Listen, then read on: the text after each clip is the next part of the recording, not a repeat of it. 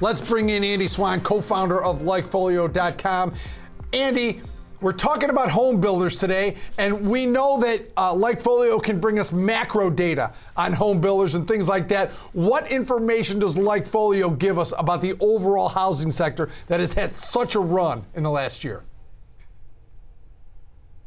Yeah, pretty strong data. I think, LikeFolio is going to have limitations in terms of, getting down to specific home builders, because people normally don't talk about exactly who's building their home. But what we can see is the number of people that are talking about going through that process. And when we look at that for building a new home, in terms of a LikeFolio macro trend, what we see is, nice strength over the last year and a half, not anywhere near all-time highs, which, quite frankly, we would expect.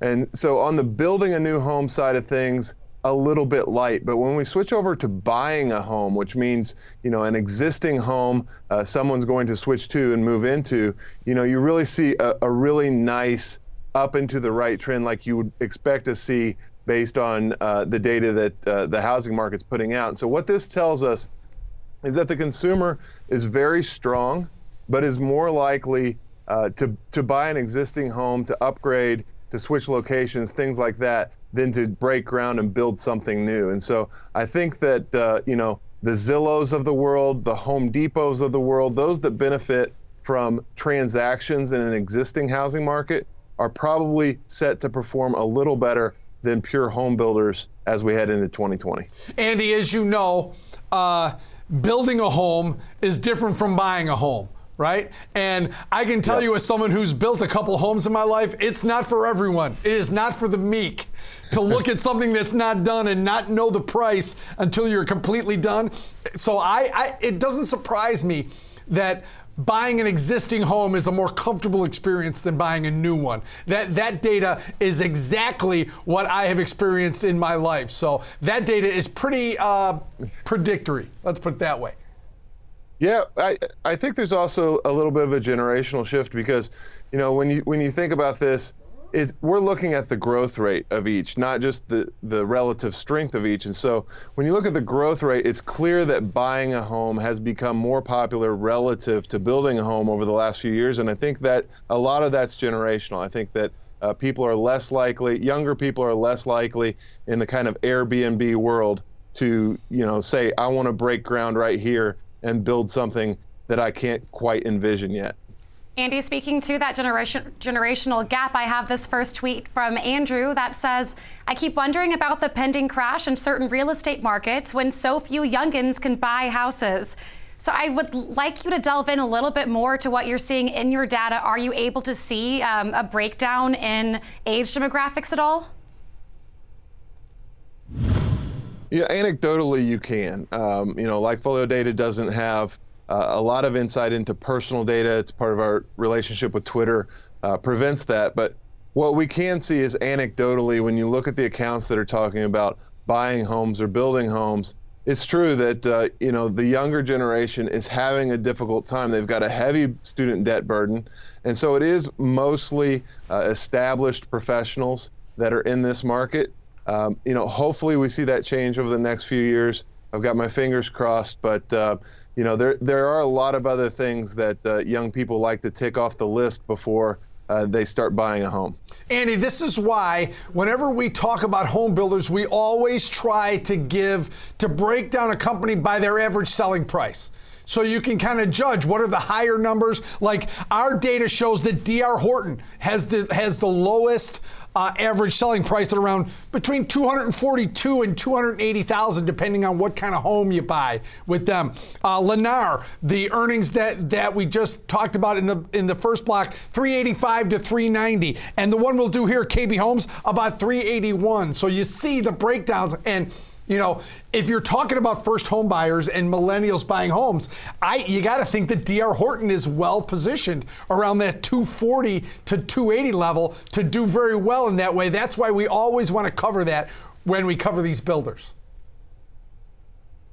Yeah, absolutely. I think that you hit the nail on the head. If people that are going to build a home, they're on one of two ends of the spectrum. Either they're getting started in the market and they're going to go more that entry level like a D.R. Horton is providing, or they're building their dream home, out on an estate or something like that. It's two very different markets, and being in the middle of that can be pretty tough, and that's more of the existing home sales. So I think that D.R. Horton definitely really well positioned among those that are building homes going into 2020. Evelyn, you have another tweet? I do, yes. Our next tweet is from Tracy, and Tracy says, it's a big week for the home builders next week, which is this week, as Lennar and KB Home will both be reporting earnings. One-year returns were big, stocks are still cheap, but is the run over?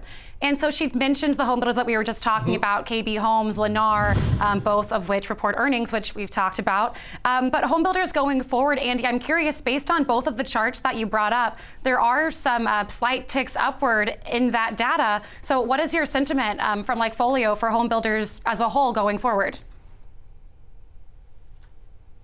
Yeah, I think it's kind of tough. It's one of those things where you look at, these home builder stocks, you've got the Federal Reserve putting interest rates at or near zero, and these stocks, most of them still are not making all-time highs, which to me is not a great sign. I'm more interested in the market where people are switching homes. I think that's super hot going into 2020, and that's more of a Lowe's, Home Depot, Wayfair type of play. And so that's where my attention is. I think that the home builders have underperformed for a pretty good reason, and I expect that to continue as we move into the new year. Yeah, Lennar tomorrow before the open, KB Homes on Thursday after the market closes, and then as we talked about, D.R. Horton later on in the month. So we've got a bunch of earnings coming. It's not earnings season yet. We don't even call it earnings season yet until the banks really start us off. But we've got a couple tricklers, and homes is where we're going to settle right now. Andy Swan, final thoughts on the housing sector. What are you looking at? Andy, I'll give you a choice. Is it interest rates? Is it economy? Or is it income that's affecting the housing market most? Or is it all three? Well, I think it's all three. All three things come into play. The consumer is strong. The consumer is enthusiastic. Home builders are confident. Interest rates are low. So if these companies can't put up great numbers this week in this environment, they're in real trouble going forward. And I think you have to be looking at the pin action off of these, and that's Home Depot, that's Wayfair, that's Lowe's, and plays like that.